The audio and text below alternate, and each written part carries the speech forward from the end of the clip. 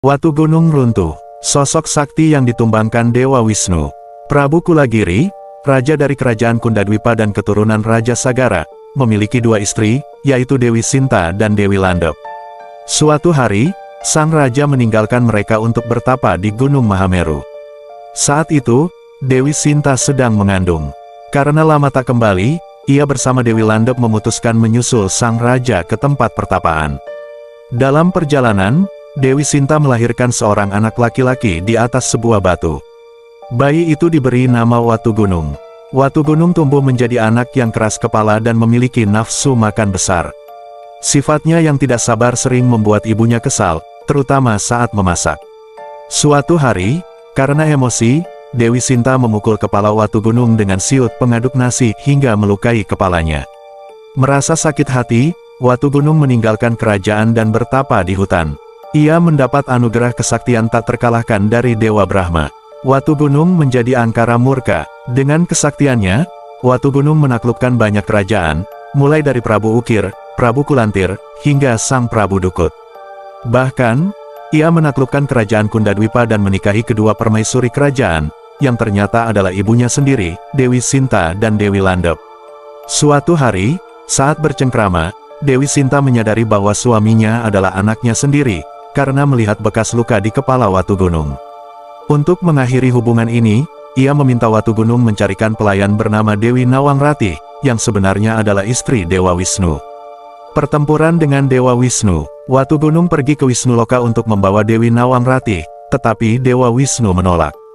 Terjadilah pertempuran sengit. Dewa Wisnu, yang sempat terdesak, akhirnya mengetahui rahasia kesaktian Watu Gunung berkat bantuan Bagawan Lumanglang.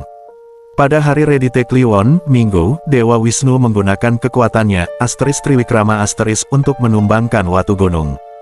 Tubuh Watu Gunung terhempas ke bumi, dan hari itu dikenal sebagai Watu Gunung Runtuh atau Kajeng Kliwon Pamelastali. Dengan kematiannya, ikatan tak wajar antara Watu Gunung dan ibunya pun terputus. Hari-hari setelah kematian Watu Gunung. 1. Soma Umanis, Senin, jasad Watu Gunung ditemukan tersangkut di pohon talas, Kandung, hari itu disebut Kandung Watang. 2. Anggara Paing, Selasa, jasadnya diseret-seret, hari itu disebut Pait Paidan.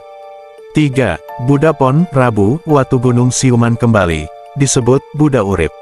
4. Wuraspati Wage, Kamis, Watu Gunung dibunuh lagi oleh Dewa Wisnu, tetapi atas belas kasih Dewa Siwa, ia dihidupkan kembali. Hari itu disebut Urip Kelantas. 5. Sukra Kliwon, Jumat, Watu Gunung memohon pengampunan melalui tapa brata. Hari itu disebut Pangredana. 6. Saniscara Umanis, Sabtu, Dewa Brahma menurunkan ilmu pengetahuan bagi umat manusia, yang disebut Saraswati. Tanda hubung tanda hubung tanda hubung. Kutukan Dewa Wisnu. Dewa Wisnu mengutuk Watu Gunung, bahwa setiap 6 bulan ia akan mengalami keruntuhan. Jika jatuh di darat, hujan akan turun, dan jika jatuh di laut, maka daratan akan kekeringan. Para raja yang ditaklukkan oleh Watu Gunung dihidupkan kembali, dan nama-nama mereka, termasuk Dewi Sinta, Dewi Landep, dan Watu Gunung sendiri, diabadikan sebagai nama-nama wuku dalam kalender Bali, dari wuku Sinta hingga Watu Gunung. Cerita ini mencerminkan filosofi tentang siklus kehidupan, karma, dan pentingnya pengetahuan.